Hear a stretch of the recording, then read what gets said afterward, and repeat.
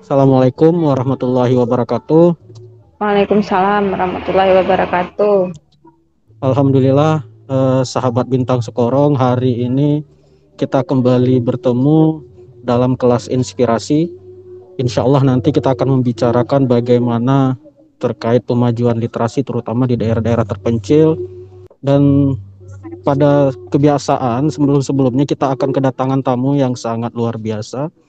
Tentu ini menjadi inspirasi bagi kita semua, terutama generasi muda. Apalagi beliau ini adalah seorang penggerak literasi di daerah Aceh Barat Daya. Tentu bagi teman-teman di Aceh Barat Daya tidak akan asing lagi jika saya menyebut namanya, karena ini memang sudah lama berperan dalam kegiatan literasi. Beliau juga mengajar di berbagai kegiatan dan telah sering mengikuti kegiatan relawan. Nah, siapa lagi kalau bukan ini Kak Dinita Juniarti. Apa kabar Kak Nita? Ya, halo. Assalamualaikum warahmatullahi wabarakatuh. Waalaikumsalam. Alhamdulillah sekarang sudah cukup baik. Hmm. Ya bisa, ya sudah bisa beraktivitas kayak biasa sih. Udah itu, alhamdulillah. Jadi selama pandemi lancar Kak ya? Ya alhamdulillah. Tapi kemarin itu saya sempat sakit dari Maret sampai Hmm. Juli. Jadi Hmm. kena bil palsi. Jadi itu Hmm. ya, tapi kalau kegiatan sih masih lanjut terus. Karena bil palsi itu kan Hmm. dia cuman kayak kalau terlalu parahnya nggak bisa ngomong. Itu aja sih. Ya. Semoga cepat pulih Kak, kalau memang masih ada sisa penyakitnya segera diangkat oleh Allah Subhanahu wa taala. Dan kami dari Bintang Amin. Sekorong turut mendoakan untuk kesehatan Kakak supaya dalam beraktivitas terutama dalam pemajuan pendidikan tidak terhambat, tidak terkendala karena penyakit yang kita derita. Nah, Amin. ini saya sangat merasa terhormat Kakak karena di dalam kesibukan Kak Nita masih berkesempatan untuk berbagi bersama teman-teman sahabat Bintang Sekorong. Dan insya Allah ini kita akan berbicara terkait pemajuan literasi Kak selama Mm-mm. 30 menit ke depan. Dan sebelumnya kami melihat kegiatan aktivitas Kak Nita itu di Instagram si Gupai Membacu di Abdia. Nah, kami melihat banyak aktivitas yang telah Kak Nita Juniarti lakukan bersama teman-teman komunitas. Dan saya lihat juga banyak teman-teman di lingkungan kakak yang mendukung aktivitas kakak. Jadi tentu bagi kami komunitas Bintang Sekorong penasaran, nah ini strateginya bagaimana? Kenapa bisa bertahan? Nah, sebelum kita berbicara lebih lanjut, mungkin Kak Nita Juniarti bisa bercerita dulu nih Kak, latar belakang kenapa memilih si Gupai Membaca dalam tempat kakak berkarya, tempat kakak mengabdi. Silakan Kak. Oke, baik. Panggilnya Nita aja ya, jangan Nita Baik. Juniarti, kayaknya kepanjangan. Siap. Baik, baik Kak, baik Kak. Oke, baik Pakai es teman-teman. home nggak? Ah, Iya ya, biar ntar orang tahu ya. Saya tuh Oh iya. sebenarnya bukan keguruan atau Hmm. perpustakaan gitu. Ya. Eh, jadi kalau cerita tentang latar belakang itu sebetulnya semua orang tuh pernah punya impian ya, punya Ya. perpustakaan mini di rumah gitu. Hmm. Dan alhamdulillah kebetulan saya terlahir di keluarga yang memang para penumpuk buku gitu, beli buku tapi kadang nggak baca. Jadi Plastiknya dibuka Kak? kadang-kadang nggak dibuka, udah kuning sendiri bukunya ya kan. Oke, Kalau oke, apalagi oke. kalau lagi ada diskon-diskon gitu kan. Nah, Hmm. jadi eh, sebelum kita buka si Gupai Membaca tuh ada sekitar 400 koleksi Hmm. dari perpustakaan, karena ya rumah kami sangat lebar sehingga kami tidak punya rak. Bukunya ya Hmm. cuma ditaruh di bawah tempat tidur saja begitu kan.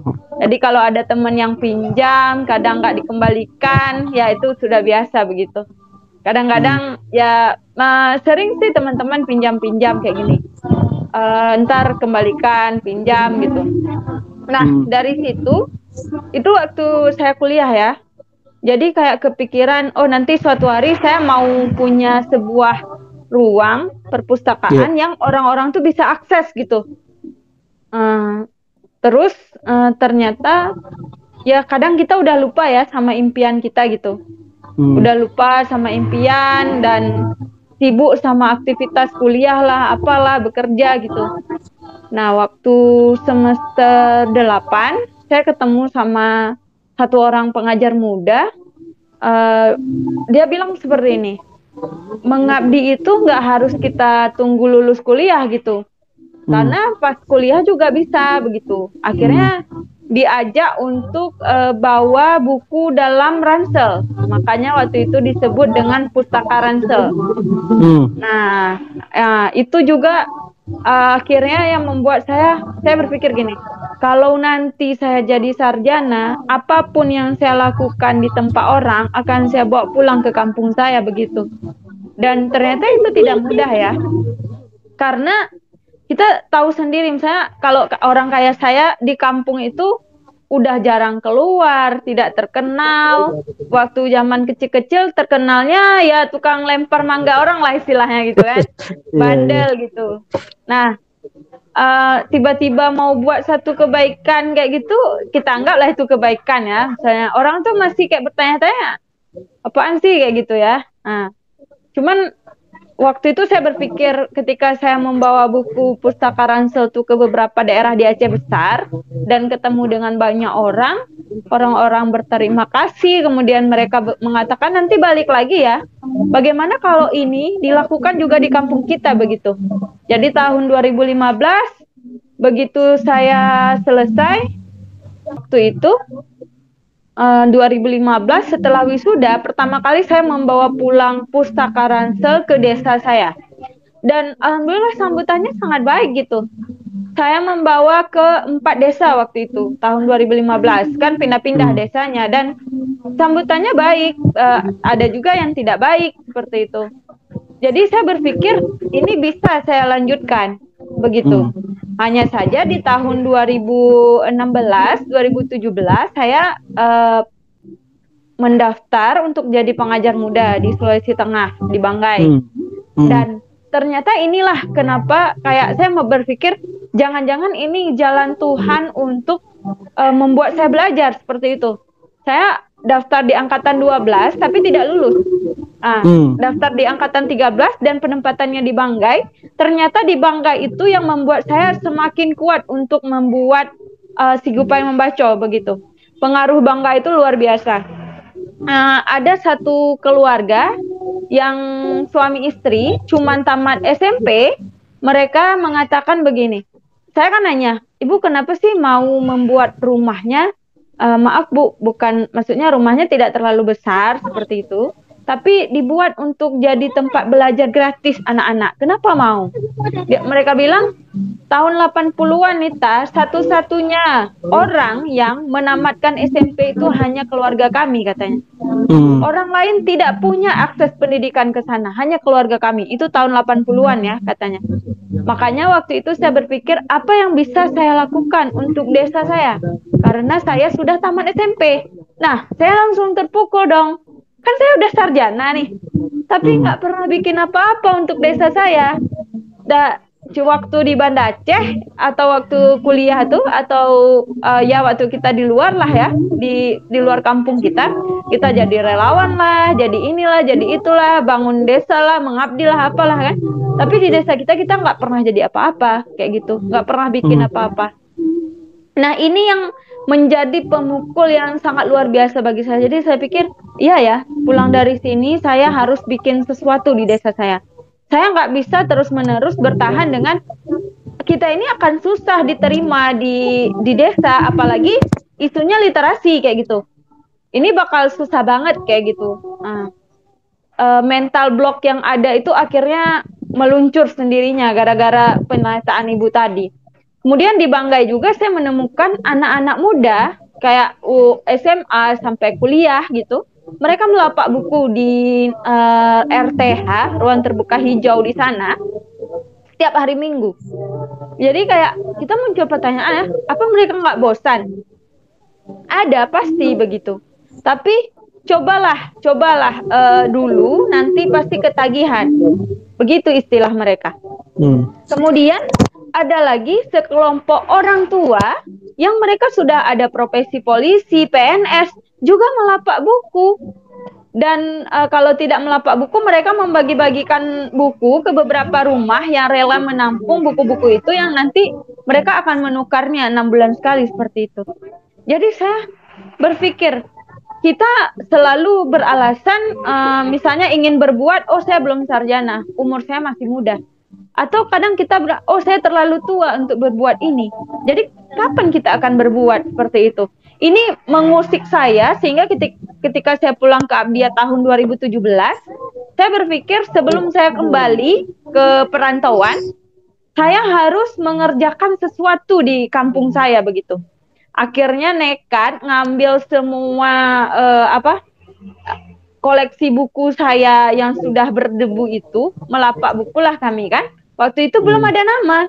Pindah-pindah lapaknya karena di Abdia itu tahu sendiri nggak punya RTH, nggak punya lah tempat perkumpulan-perkumpulan kayak gitu, nggak punya di Abdia. Paling kita punya kafe-kafe aja kan. Jadi pindah dari lapangan ke Bukit Hijau, tempat anak-anak muda yang biasanya foto-foto, yang ada tulisannya Aceh Barat Daya itu kan, di kantor bupati kayak gitu. Terus akhirnya pindah ke Dermaga Suso, karena di 2 tempat sebelumnya itu nggak ada orang bacanya sama sekali. Jadi kayak adik saya pun bilang seperti ini, Kak, ini sampai kakak putih rambut, nggak ada orang baca di Abdia nih katanya. Jadi waktu itu saya berpikir, apa benar seperti itu? Begitu kan? Tapi waktu itu saya bilang, kalau saya menyerah sekarang, maka saya tidak akan pernah tahu hasilnya seperti apa begitu. Nah, ketika pindah ke Dermaga Suso, disitulah orang mulai membaca, orang mulai melirik begitu, mulai bertanya, minimal nanya, ini harga buku berapa ya? Karena biasa dikira tukang jual buku. Soalnya kami perginya naik motor, terus bawa keranjang gitu, atau bukunya cuma diatur di tikar. Jadi memang persis kayak orang jualan buku begitu kan. Apalagi kalau soal pustaka bergerak kan di Pantai Barat Selatan sendiri itu tidak familiar. Berbeda kalau dengan di Banda Aceh seperti itu kan. Nah, waktu itu nggak ada spanduk juga. Jadi ada orang yang nanya, ini komunitas apa? Dari situlah lahir namanya, jadi Sigupai Mambaco. Kenapa namanya Sigupai Mambaco? Saya teringat itu waktu itu secara tiba-tiba aja, oh ya Aceh Barat Daya itu punya padi yang namanya Sigupai gitu. Kan Abdia itu terkenal dengan beras Sigupai gitu kan. Jadi iya benar. Kemudian oh ya benar, ini saya buatnya Sigupai begitu. Kenapa Mambaco? Kenapa nggak membaca atau membaca bahasa Aceh? Mambaco itu berasal dari bahasa Anek Jame, sukunya saya gitu. Jadi tapi orang-orang suka salah tulis ya, kadang ditulisnya membaca begitu kan. Padahal tulisannya harusnya Mambaco seperti itu. Karena dialek orang sini membaca itu dalam bahasa sini tuh Mambaco begitu. Dari perpustakaan tadi yang mini itu bawa jadi motor. Kemudian 4 bulan karena kebetulan saya bekerja di salah satu tempat, lalu mengajukan untuk beberapa donasi begitu untuk beberapa perpustakaan di daerah saya. Salah satunya dapatlah punya saya di tahun 2018, makanya akhirnya jadi becak. Nah, di akhir tahun saya dapat inspirasi lagi ketika saya bekerja di Muara Enim. Ada orang yang mereka membuka perpustakaan di rumahnya tapi nggak ada yang jaga. Ini unik menurut saya. Kenapa? Karena biasanya perpustakaan itu harus ada penjaga kan, gitu.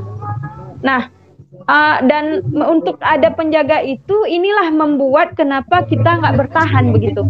Karena yang jaga itu manusia, bukan robot. Jadi otomatis dia pasti ada bosannya, ada ya namanya juga melakukan pekerjaan yang itu-itu aja. Apalagi kalau cuma menjaga perpustakaan kan, itu pasti, aduh nggak tahulah mungkin perasaan mereka bagaimana ya.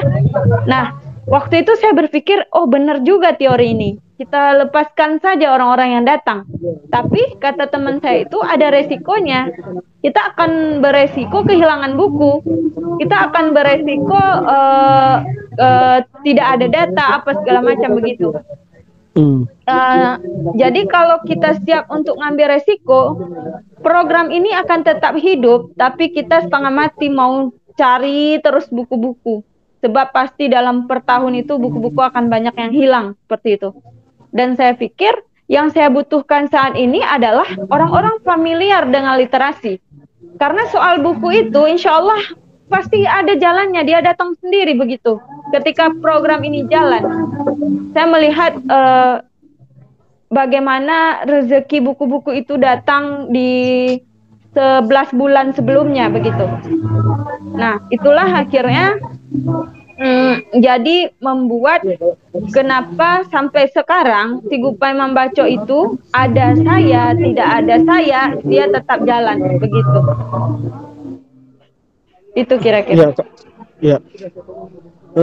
Saya sangat tertarik ke apa yang Kak Nita lakukan, apalagi dari latar belakang pendidikan itu bukan keguruan tapi bergerak di bidang pendidikan, terutama literasi. Apalagi tadi kakak udah cerita terkait pengajar muda. Nah, sedangkan kakak lahir dari daerah Abdia, terus melakukan sampai ke Bangai. Nah, saya jadi teringat kak apa yang disampaikan oleh Bapak Anies Baswedan. Nah, beliau kan sangat dekat dengan pengajar muda. Kita boleh lahir dari mana saja, tapi cita-cita kita itu harus di langit. Nah, terus ini terbukti apa yang kakak Nita lakukan, walaupun lahir di Abdia tapi telah beralang buana untuk memajukan pendidikan. Nah, tentu dalam menggerakkan Si Gupai Membaco ini tentu butuh tim, Kak. Nah, tidak mungkin hal ini kita lakukan sendiri atau kakak Nita kerjakan sendiri. Nah, ini ada strategi apa, Kak, sehingga Si Gupai Membaco itu meyakinkan teman-teman relawannya agar terus bergerak. Apalagi kita yakini banyak sekarang anak muda itu kalau nggak ada uangnya itu enggan bergerak, Kak. Nah, ini menurut Kak Nita bagaimana? Iya. Jadi gini, sebetulnya 3 bulan pertama itu kayak benar-benar harus mikirin sendiri ya. Jadi kita harus kuat dulu. Bahkan kayak tadi adik saya yang sekarang dari pertama Si Gupai Membaco itu ada nama sampai sekarang itu dia sebenarnya sangat setia. Kalau nggak ada dia, nggak ada itu namanya buku keliling. Sebab kan buku keliling naik becak, nggak mungkin saya kan, gitu kan. Nah itu. Jadi kalau waktu itu saya tidak kuat ketika dia menyatakan tidak ada yang membaca walaupun rambut saya putih, barangkali sampai hari ini dia sudah tidak ikut saya begitu. Nah, yang pertama saya lakukan itu adalah saya dulu yang harus kuat. Artinya saya harus kuat membaca yang pasti. Karena kenapa? Saya ngajak orang baca kan, itu. Kemudian saya harus kuat secara psikologi ya. Pikiran saya secara tahan banting, mental saya begitu. Ketika orang bilang ini jualan buku, orang bilang ini ajaran sesat, orang bilang apalah yang orang bilang gitu. Termasuk orang bilang ini kamu pengangguran ya, nggak ada kerjaan lain, jadi bawa-bawa pustaka katanya. Ya itu kan sangat, apalagi satu lagi yang sebenarnya ini pernah menjadi toksik bagi diri saya sendiri. Sampai saya di bulan ketiga itu kayak, apa saya berhenti aja ya? Pernah kayak ada pertanyaan seperti itu. Atau pertanyaan, apakah yang saya lakukan ini benar? Seperti itu. Itu 3 bulan awal-awal tahun 2018. Karena namanya Si Gupai Membaco itu kan adanya tanggal 7 Januari 2018. Jadi sekitar bulan Maret itu saya muncul pertanyaan seperti itu. Jadi waktu itu yang saya lakukan adalah saya melihat lagi, apa benar ini? Apa yang saya lakukan ini benar-benar untuk orang lain atau sebenarnya untuk diri saya sendiri? Saya harus cari itu dulu kan, tujuannya begitu. Tujuannya Si Gupai Membaco ini untuk apa? Sehingga ketika saya menjalankan ini tuh ada yang namanya pijakan begitu. Nah, dan hal ini mempengaruhi keluarga saya yang sebenarnya yang awalnya mungkin tidak terlalu mendukung, seperti misalnya saya kan kerja tuh dari hari Senin sampai Sabtu. Waktu itu saya kerja di sekolah. Jadi kan sampai Sabtu kerjanya. Minggunya bawa buku. Sampai misal orang tua saya nanya, untuk apa sih? Udah nggak bensin bayar sendiri, buang-buang waktu gitu. Kenapa nggak? Ya kamu main-main aja lah, udah kerja dari hari Senin sampai Sabtu gitu. Tapi dengan saya bilang ya tidak apa-apa. Kita nggak punya apa-apa, saya bilang. Waktu itu saya bilang ke ibu saya, kita nggak punya apa-apa, kita nggak punya uang untuk kita sumbangkan ke orang lain. Yang kita punya cuma buku.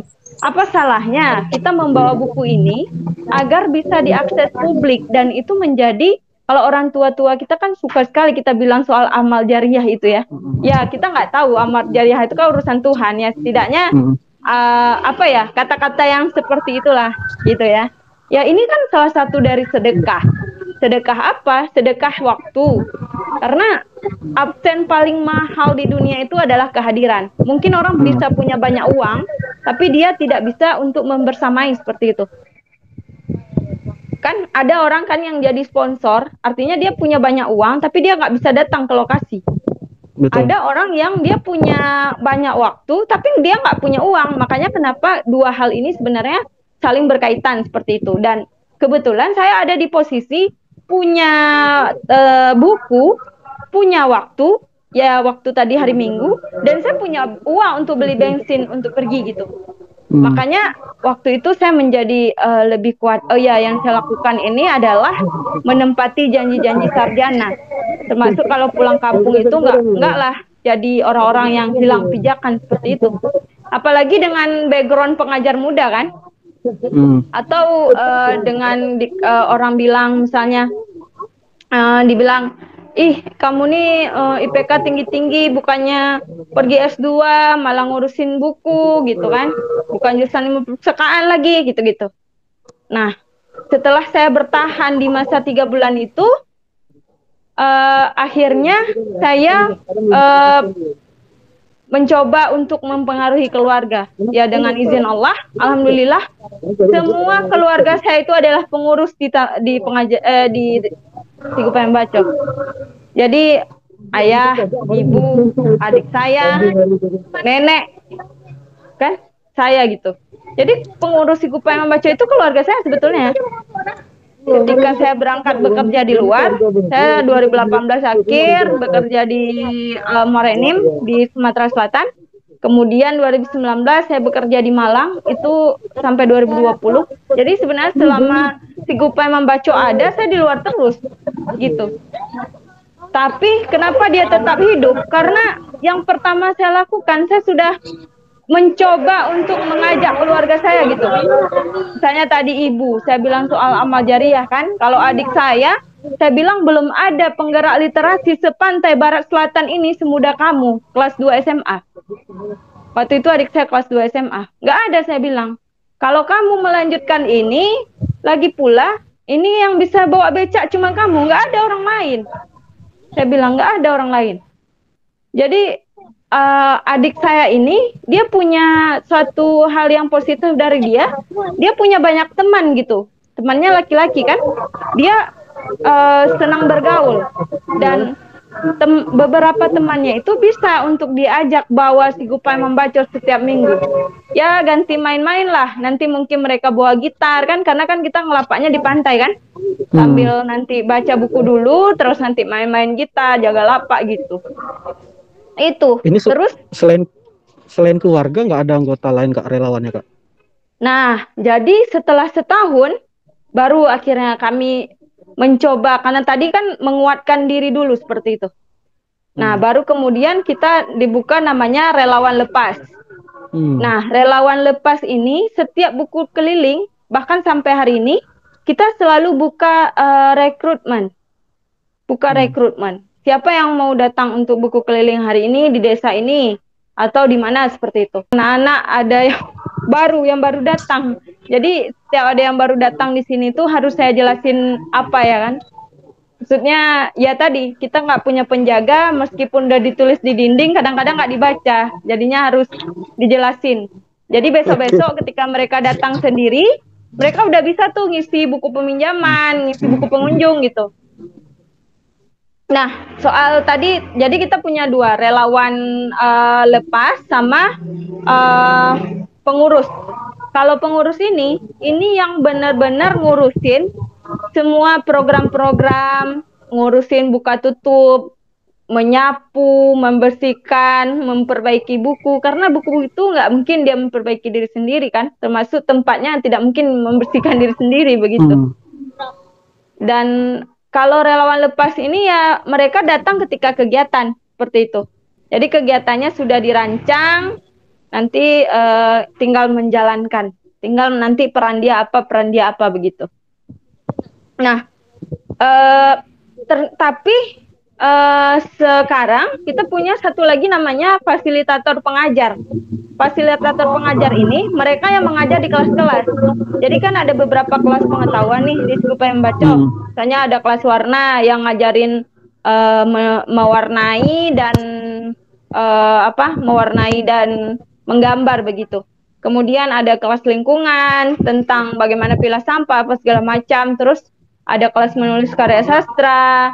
Kemudian sekarang yang terbaru ada kelas nada, ada kelas calistung gitu, baca tulis hitung kan. Gitu-gitu. Itu fasilitator pengajar. Jadi begitu. Iya Kak, memang ini tanggung jawab kita bersama Kak. Tentu di posisi Kakak pasti merasa bersyukur ketika orang-orang terdekat, keluarga terdekat itu ingin terlibat dalam membangun, terutama dalam pendidikan. Nah tadi saya teringat apa yang Kak sampaikan, petunjuk sudah ditulis di depan. Nah tapi masih saja bertanya, artinya tidak membaca. Nah ini kan menunjukkan bahwa literasi kita itu memang masih rendah. Hal serupa itu sering juga saya temukan di poster-poster Instagram Kak. Ketika ada tulisan nanti beli buku, misalnya ada orang jualan buku, beli buku di toko ini ya, tapi di komentar itu masih ada orang bertanya, belinya di mana ya? Nah ini kan artinya tidak membaca, literasinya masih rendah. Kira-kira untuk mengatasi ini ada saran nggak Kak untuk kami-kami yang bergerak dalam pemajuan pendidikan yang di luar dari si Gupai Membaca Kak? Nah, sebetulnya kita juga masih try and error ya. Jadi kayak peraturan yang udah ditulis itu kalau dulu awalnya satu, kadang orang nggak paham mungkin satu gitu. Dan mungkin tulisannya terlalu kecil, buat dua. Kalau juga enggak, sekarang saya pasang spanduk di depan, banyak kelasnya. Jadi kan daripada ditanya terus, ini kelasnya apa, kapan, apa begitu. Spanduk pasang, biar tahu kan, gitu. Jadi sebenarnya strategi itu kita sendiri yang tahu begitu. Karena itu adalah lingkungan kita. Nah, kebetulan kalau misalnya seperti tadi katanya kita ini literasinya rendah. Barangkali kalau saya berpikir begini, bukan literasi rendah sih. Kan literasi itu ada 6 cabangnya. Baca, tulis, hitung, menulis kan, kemudian numerasi apa segala macam itu. Jadi mungkin berbicara juga salah satu dari cabang literasi jadinya nanti mungkin kan, selain literasi digital begitu. Jadi barangkali apa yang ditulis itu saya jelaskan dulu biar mereka paham. Jadi nanti saya pernah menemukan hal ini. Misalnya begini, saya kan pulang kerja masuk rumah, ada anak-anak yang sudah saya jelaskan dan mereka sudah membaca peraturan itu berulang-ulang, mereka akan menjelaskan ke temannya yang baru datang. Begitu. Nah, jadi kenapa tadi ada anak yang datang ke sini, Kak, saya mau daftar gitu. Karena sekarang kita menggunakan Google Form. Jadi kalau mereka nggak punya handphone, sekalipun mereka sudah melihat di situ ada linknya, mereka tetap akan mendatangi begitu. Karena minta didaftarin. Karena di sini kalau tidak mendaftar, tidak bisa pinjam buku. Baca bisa. Begitu. Oh, ini kayak try and error supaya buku yang hilang per tahunnya itu tidak terlalu banyak. Ada saran nggak supaya kami yang di luar Sugupai Membaca ini terlibat juga berperan dalam pemajuan literasi di daerah masing-masing? Pertama yaitu tadi gali dulu potensi daerah kita apa, gimana gitu. Nah, kalau misalnya di daerah saya tuh tradisi lisannya kan luar biasa. Makanya kita harus menggunakan penjelasan. Walaupun udah ditulis, harus kita jelasin lagi. Begitu. Dan kita pesankan kepada yang tadi kita jelasin untuk menjelaskan kepada orang lain lagi. Begitu. Nah, itu untuk yang program yang namanya layanan pinjam buku berbatas waktu ya. Itu tadi. Kemudian kami juga berusaha untuk istilah sekarang kan apa namanya, review buku ya kalau bahasanya orang di sosmed gitu. Nah, karena tadi saya mempelajari tradisi lisan di sini itu luar biasa, maka saya memakai kata mahota buku, sama juga sebenarnya review buku, itu untuk mereview buku-buku yang ada di sini. Terus ngajak orang lain, misalnya kayak nanti ada anak-anak atau orang dewasa yang sudah pernah pinjam buku di Segupai Membaca ingin mereview, kemudian kami upload di Instagram, kami upload di YouTube gitu. Supaya apa? Orang-orang datang, oh ini buku yang kemarin ada di Instagram, dan itu sangat efektif bagi saya ya. Karena kenapa? Tadi yang saya pelajari di sini itu bahasa lisannya lebih banyak ketimbang orang itu membaca begitu. Jadi ketika kita review buku katanya, oh ada ya buku itu di Segupai Membaca, maulah pinjam gitu. Yang sebelumnya kalau cuma lihat bukunya bertumpuk di situ, dia nggak mau lihat yang mana bukunya, seperti itu. Nah itu. Kemudian kalau di tata ruang tempat sendiri itu memang ditaruh label ya, karena kami nggak punya penjaga perpustakaan tadi, menaruh label supaya ini tetap rapi begitu. Ini misalnya permainan, terus pendidikan misalnya kan bukunya, resep gitu. Terus kan udah ada peraturannya nih. Peraturannya misalnya kayak nomor 1. Ini ada 2, jadi ada yang ditaruh di sini, ada yang ditempel, begitu. Nih, begitu. Jadi apa aja, misalnya kayak setelah baca taruh buku berdasarkan kategori, begitu. Kembalikan buku di rak di mana diambil. Apakah ini efektif? Kita bilang efektif tidaknya, itu kan kita maksudnya dilihat di kalau di keseharian di sini tuh hampir efektif. Walaupun kadang-kadang kalau ada orang baru itu jadi kacau lagi gitu. Karena ulang lagi gitu kan. Nah misalnya kayak ini, ditaruh tulisan-tulisan gini. Itu ditaruh lagi di sini. Ada di banyak tempat begitu. Jadi kemudian karena kami tidak ada penjaga tadi, dibuat ada ini buku pengunjung misalnya kan. Terus ada buku peminjaman. Jadi orang bisa menulis sendiri dan menentukan tanggal untuk kembalian. Jadi tadi di peraturannya kan ditaruh kalau buku yang tebal itu peminjamannya 2 minggu. Kalau yang tipis ya 3 hari. Ada yang 3 hari, ada yang 2 hari kayak gitu. Tergantung kebutuhan mereka. Jadi kadang-kadang ada yang mereka bawa ke sekolah kan. Kalau bawa ke sekolah itu bisa izin dulu begitu. Nah, kemudian kadang kan kita begini ya, dulu di saya itu pernah terjadi begini. Saya ini kan mau buat untuk kampung, untuk tempat saya sendiri. Saya mikir gini, ini ngapain saya buat begini? Dana desa saya nggak dikasih, ini nggak dikasih, apa-apa nggak dikasih. Tapi ketika ada lomba perpustakaan tingkat desa, perpustakaan kita dikirim gitu. Kadang gitu. Terus kadang juga gini. Pernah juga di saya, terjadi di saya gini, kan harusnya pemerintah itu support lah anak muda yang udah bergerak kayak saya gitu ya. Nah hal ini ternyata bisa jadi toksik juga. Maksudnya jadi apa ya, jadi kita kalau misalnya kita nanti orang nggak ada ikut dengan kita berhenti aja lah, karena program ini kayaknya nggak penting gitu. Saya tuh pernah jadi relawan tuh sendirian aja. Jadi mengelola 12 kegiatan di Segupai Membaca itu sendirian.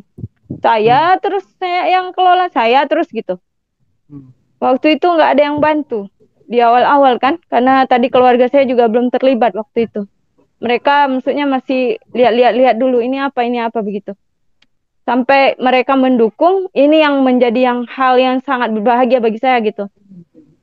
Jadi bagi apa ya, kalau ada kawan-kawan yang mau bergerak di kampung sendiri, selain harus kuat diri sendiri, mental sendiri dan semuanya, uh, bukan apa ya, memang semua ini membutuhkan uang gitu, membutuhkan operasional, tapi kayak coba kesampingkan dulu begitu. Saya ini sarjana terbaik, udah jadi ini, udah jadi apa segala macam. Terus kita kepikiran kalau bisa kalau kita kerjain apa-apa itu harus ada yang bantu gitu, ya kan? Itu agak-agak dikesampingkan sedikit lah. Maksudnya saya tuh baru menggunakan link Indonesia Mengajar tuh baru-baru setelah beberapa bulan jalan begitu. Awalnya tidak, sengaja tidak. Misalnya, kenapa saya tidak kasih tahu misalnya, saya nih lah di Abdia lagi bangun taman baca, donasi lah kayak gitu. Tapi tidak begitu. Saya ingin membuktikan dulu sendiri. Kalau misalnya baru buka, kita udah buka donasi baru ini, rasa-rasanya bukan salah ya, tapi kalau bagi saya kita jadi manja kan, kalau nggak ada orang yang donasi atau nggak ada orang yang mendukung kita, akhirnya kita berhenti seperti itu. Padahal anggaplah kita ini sedang berbuat untuk diri kita sendiri. Artinya kan kalau kita berbuat untuk diri kita sendiri, kita benar-benar full untuk melakukan sesuatu begitu. Tapi ketika kita berpikir untuk memang berbuat untuk orang lain, jadinya kan orang lain aja nggak ngasih impact untuk saya, ngapain saya buat untuk mereka? Kadang-kadang kayak pasti ada lah, kalau bahasa Acehnya mengketet dalam hati, kayak gitu kan? Pasti ada tuh. Jadi makanya dulu saya pernah punya pikiran begitu. Akhirnya meskipun maksudnya sekarang juga belum sempurna, tapi kayak lebih banyak belajar dari berbagai tempat yang dikunjungi. Sebenarnya kita buat ini untuk apa? Tanya lagi. Kalau memang mau berhenti, kenapa? Kalau memang mau lanjut, kenapa? Begitu.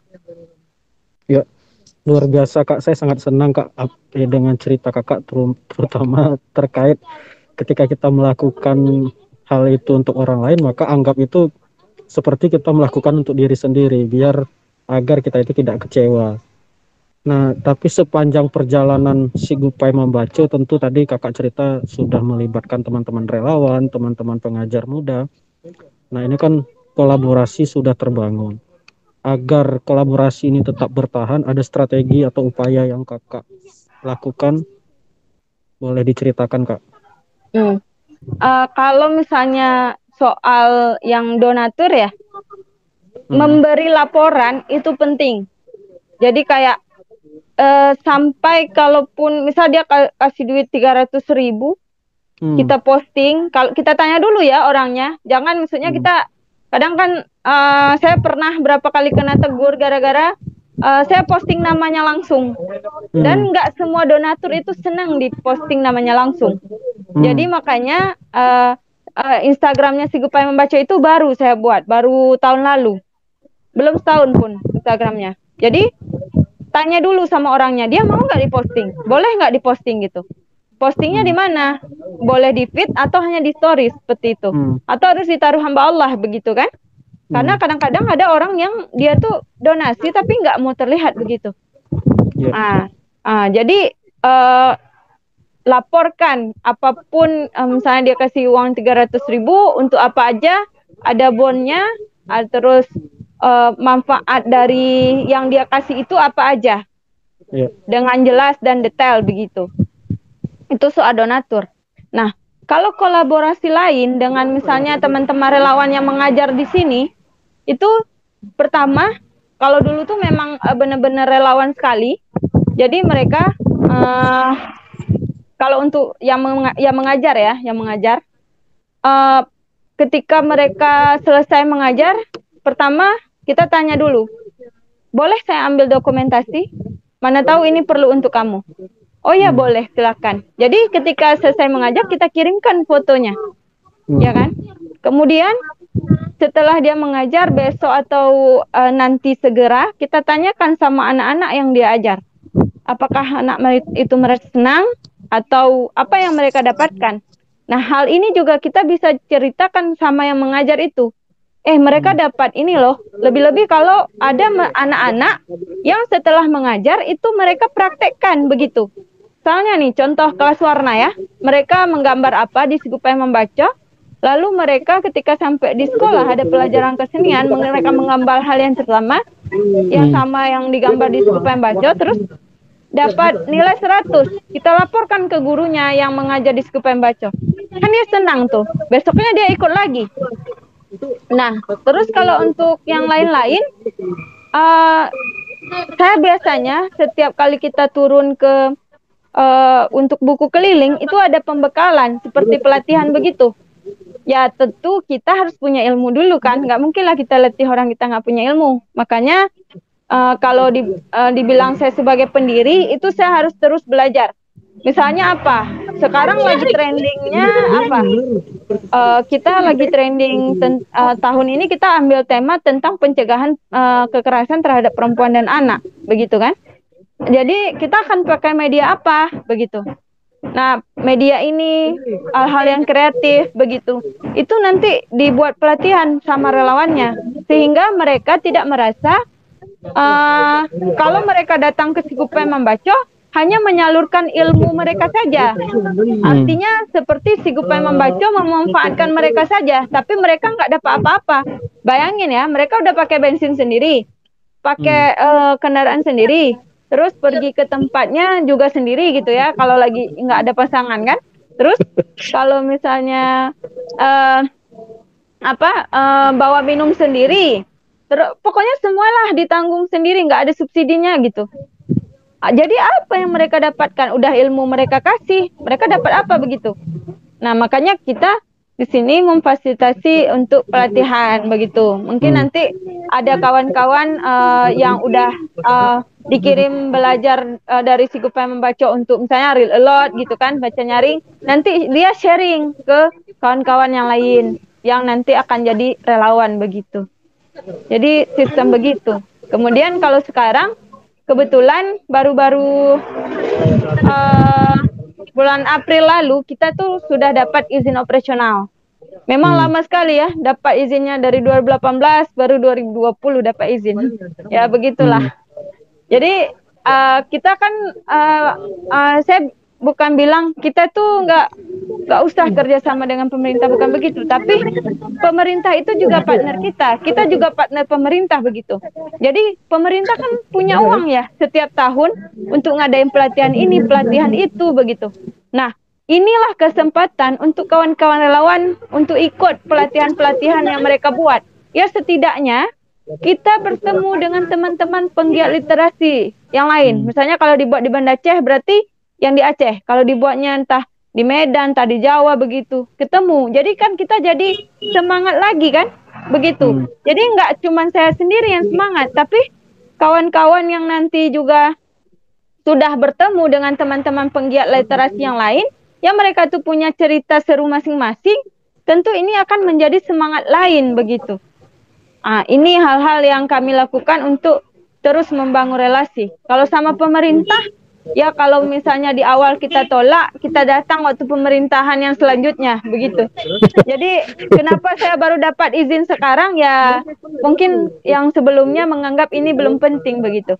Jadi kita buat aja dulu. Jadi ada namanya membuktikan kan. Kadang kan kita nih anak muda suka gini ya. Dulu saya juga begitu, suka anak muda kan kita suka begini bilang, ini pemerintah saya udah bantu dia tidak bantu saya, begitu kan. Jadi kayak ayolah berdamai begitu. Memang susah sekali berdamai itu, memang susah maksudnya, tapi kan kita sama-sama nih pengen bergerak, sama-sama pengen lihat pendidikan Indonesia itu lebih baik begitu. Jadi apa salahnya kalau jalan tuh bareng, begitu. Jalan tuh bareng begitu. Ya kadang mungkin mereka cuma strateginya aja yang berbeda dengan kita begitu. Kita punya strategi lain, mereka punya strategi lain. Tapi kelebihannya mereka apa? Mereka pemerintah yang bertanggung jawab atas segala program apapun itu untuk kemajuan Indonesia. Jadi baik sekali kalau kita ikut mendukung mereka begitu. Ya, betul Kak, saya setuju Kak. Apalagi Kak bilang tadi kita jalan bersama. Nah kalau di Klut itu ada istilahnya saling tumpak. Saling tumpak itu arti kayak rumah zaman dulu itu saling menopang agar Mm-mm. kuat. Terus ada kearifan lokal, kita bilang meseraya. Meseraya itu kan melakukan secara ikhlas, secara bersama-sama. Bersama-sama. Nah, di klub itu ada juga istilah nyerayo, Kak. Nah, ini hampir sama kayak meseraya. Nah, ini Mm-mm. memang yang perlu kita lakukan agar pendidikan kita bisa maju. Nah, jadi dari cerita awal, Kak, Kakak merintis Sigupai Membaca, terus agar programnya berlanjut. Nah, terakhir tadi Kakak cerita terkait kolaborasi. Ini rencana ke depan apa yang akan dilakukan oleh Sigupai Membaca, Kak, terkhususnya Kak Nita? Kalau apa yang dilakukan si Gupai membaca, sebenarnya terserah orang-orang yang ada di dalamnya ya. Hmm, Karena saya sudah mulai untuk melepaskan diri seperti ya si Gupai membaca ini bukan punya saya, tapi ini hmm, punya Aceh Barat Daya begitu. Jadi hmm. siapapun yang ingin berkontribusi silahkan. Kadang kan gitu ya, ego sebagai founder ada kan. Jadi kayak, jadi saya pernah ada di beberapa organisasi yang akhirnya itu mati begitu. Gara-gara apa? Ego sebagai founder. Jadi kayak, saya kan foundernya, harusnya begini, begini, begini. Tidak mau menerima perubahan begitu. Hmm, Nah, hal ini tidak ingin saya lakukan di Sigupai Membaca. Jadi kalau mereka ya. bilang, Kak, ini kita bawa ke arah sini. Iya, silahkan bawa aja Hmm. dulu. Nanti kalau udah kira-kira agak sesat, kita cari kompas baru. Begitu. Jadi, kalau kawan-kawan punya ide, Kak, saya punya ide nih. Saya bisa ini, bisa ini. Karena saya selalu di sini menekankan, coba kawan-kawan cari potensi diri. Jangan lihat Hmm, saya. Jadi mungkin saya, mereka kadang-kadang begini bilang, ini Kak Nita semuanya bisa. Ini bisa sedikit, ini bisa sedikit, ini bisa sedikit katanya. Semuanya hmm, dia bisa begitu. Saya bilang, saya bisa sedikit-sedikit, tapi kamu, misalnya kamu bisanya di musik kan, dia bisa hmm. gitar, bisa ini, bisa itu, bisa itu. Saya bisanya sedikit-sedikit, tapi kamu bisa semuanya. Tapi khusus musik saja, saya bilang. Jadi kenapa kamu tidak menggali potensi itu? Nah, jadi hasilnya itu akan lebih baik daripada saya yang tadi bisa ini sedikit, bisa ini sedikit, bisa ini sedikit. Saya bilang begitu. Cuman apa? Fokus. Ketika yang itu tuh fokusin, terus latih terus, belajar terus, begitu. Jadi di sini terbuka sekali. Paling untuk misalnya ya, yang hal-hal teknis. Seperti misalnya buku masuk harus dicatat, buku keluar harus dicatat. Nah itu hal teknis. Itu iya, saya nggak akan bisa bilang, ya silahkan suka-suka kalian, mau kalian ambil 100 buku nggak usah catat. Itu ya jangan, karena itu susah betul nyarinya begitu ya. Dan Ya. saat ini buku-buku di sini adalah buku-buku yang terbaik begitu, menurut Hmm, saya ya, begitu. Jadi kalau misalnya harapan ke depan, semoga saya sih berharapnya si Gupai Membaca ini jadi jembatan untuk belajar, jadi jembatan untuk menyalurkan kebaikan, terus jadi jembatan, ya namanya jembatan fungsinya kan untuk orang menyeberang, walaupun orang tidak singgah di situ, karena memang ada ininya, dilarang berdiri di jembatan begitu. Ya kan? Nah, jadi si Gupai Membaca ini jembatan aja. Jadi orang lewat sini ada hal yang dipelajari, sudah bisa menyeberang sungai dengan baik, tidak tenggelam, tidak basah, lalu dia buka rumah baca lain di rumahnya, membuka tempat literasi lain di rumahnya, ya silahkan. hmm, Begitu. Misalnya dia sudah ahli sekali, atau kalau nanti mau minta pinjam di sini untuk di awal-awal pinjam buku dulu, mau buka di sana, tapi masih Aceh Barat Daya begitu kan? Jadi boleh silahkan begitu. Tapi kalau untuk donasi lepas, ya kita bisa kasih terbatas. Misalnya kayak sekarang lagi ada mau siapa yang mau mengajukan donasi ke Sigupai Membaca, walaupun nggak buku baru semua, tapi masih buku-buku layak baca, kita kasih begitu. Tapi kalau lagi nggak ada, kita bilang nggak ada. Ya nggak ada, mau hmm. dikasih apa kan? Nanti kalau dikasih semua di sini kosong begitu. Nah, terus kalau dari diri saya sendiri, jadi tadi kalau untuk si Gupai Membaca ya dia semoga menjadi jembatan lah untuk semuanya. Kayak tadi saya bilang jembatan kebaikan. Jadi di Sigupai Membaca, alhamdulillah saat ini sudah ada namanya beasiswa yatim lanjut sekolah. Itu ada satu anak yang ditanggung oleh dosen saya untuk sekolah dari kelas 1 SD sampai kelas 6. Dan itu Hmm, melalui Sigupai Membaca begitu. Nah itu kan jembatan. Tadi kan kita nggak punya duit kan, tapi kita punya relasi. Nah relasi inilah yang kita gunakan supaya adik-adik kita di sini tetap bisa lanjut sekolah. karena yatim piatu kan kita nggak punya kekuatan untuk bantu dia begitu. Kemudian ada beberapa beasiswa lain yang misalnya bisa kita salurkan begitu dari orang lain yang apa ya, mereka mungkin buka donasi atau apa, diminta salurkan untuk anak-anak di sekitar sini yang kurang mampu. Karena kebetulan kita di desa begitu, apalagi musim COVID, dan di sini rata-rata yang bekerja lepasan begitu, yang misalnya sehari dapat berapa, nanti habis besok cari lagi begitu. Bukan yang apa ya, bukan petani sekali juga, bukan pedagang sekali juga, gitu. Nah, kalau untuk dari saya sendiri, ya saya belajar terus untuk melepaskan si Gupai Membaca begitu. Mungkin saya akan membangun tempat yang lain setelah ini. Yang penting brandingnya dulu kan. Jadi sebenarnya si Gupai Membaca ini kan udah dari 2018, tapi brandingnya itu baru 2019. Kenapa? Karena sebelumnya saya pribadi kan tadi punya moto, membawa pulang apapun yang saya kerjakan di daerah orang ke daerah saya. 2018 saya bawa pulang kelas inspirasi Abdiya, yang sekarang sudah dilanjutkan sama teman-teman. Begitu kan? Terus 2018 juga itu ada namanya Ruang Berbagi Ilmu, Ruby. Ruby Abdiya juga sudah ada di sini.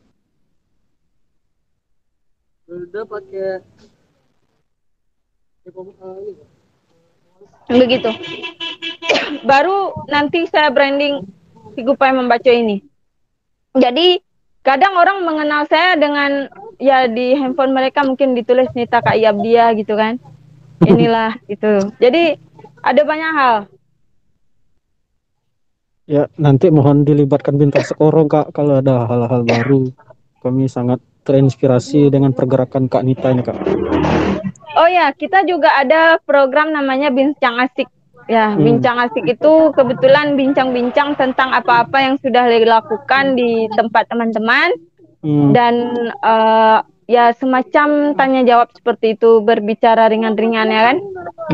Nah, di sana itu sebenarnya jadi dapat banyak inspirasi. Jadi kayak nanti kita ngobrol itu via Instagram Live, kadang-kadang bikin darah tinggi itu. Jadi iya, sinyalnya bikin darah tinggi biasanya. Apalagi kalau kan kita harus menyesuaikan kapan teman yang lawan bicaranya bisa gitu ya. Jadi nanti kita bincang-bincang mungkin strategi apa, kolaborasi dengan pemerintah begitu. Nah, jadi kayak kolaborasi dengan pemerintah itu kan kita baru terbuka di 2020 kemarin. Itu karena kita berbincang dengan teman-teman di Riau yang mereka itu dari awal mereka membangun selalu melibatkan pemerintah desa apa segala macam begitu. Jadi ternyata kan kita bisa punya banyak perspektif ya begitu. Nah, jadi boleh sekali nanti kalau mau ikut di program-program online seperti review buku juga bisa gitu ya. Ya. Terima kasih Kak Nita. Alhamdulillah ini kita sudah di penghujung obrolan kita. Ini rencana awal 30 menit. Ini saya kira sudah lebih 30 menit. Sangat terinspirasi.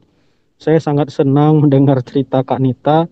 Saya banyak ilmu secara pribadi. Mudah-mudahan begitu juga nanti ketika teman-teman lain dari sahabat Bintang Sekorong mendengar diskusi kita ini Kak. Terima kasih banyak Kak Nita atas kesempatannya. Saya yakin Kak Nita sangat sibuk dalam diskusi kita, ngobrolan kita tadi. Juga masih banyak tamu-tamu yang datang ke rumah. Terima kasih banyak Kak Nita. Ya, sama-sama. Terima kasih sudah diundang untuk berbagi apa ya sedikit ya saya bilang. Jadi kadang kita tidak bisa menembus banyak ruang, tapi dengan kita mengobrol, kadang itu jadi ide buat orang lain. Jadi sering ada yang bilang gini, Kak, saya copy paste ya ini programnya. Oh ya silahkan Kak, saya lihat nih di Instagram ada program ini, copy paste ya. Oh ya silahkan gitu. Kan lebih baik kan. Jadi kita nggak kerja sendirian. Betul. Ya, terima kasih Kak Nita. Teman-teman sahabat Bintang Sekorong, alhamdulillah begitulah diskusi atau ngobrol santai saya dengan Kak Nita Juniarti, penggerak si Gupai Membaca dari Aceh Barat Daya. Semoga ini menjadi perbuatan yang baik untuk kita tiru. Sampai ketemu di lain kesempatan, sahabat Bintang Sekorong. Insya Allah nanti kita akan mengundang teman-teman muda yang terbaik di daerahnya masing-masing. Tunggu saja nanti di kanal YouTube Bintang Sekorong. Demikian sahabat Bintang Sekorong. Assalamualaikum warahmatullahi wabarakatuh. Waalaikumsalam warahmatullahi wabarakatuh. Makasih Kak Nita ya. Ya, sama-sama. Yuk. Sampai jumpa. Nanti Ya, ditunggu ya. Nggak jauh siap. kayaknya di Kuta Fajar kan? Betul Kak, siap Kak. Ditunggu datang ke Abdia. Siap, siap.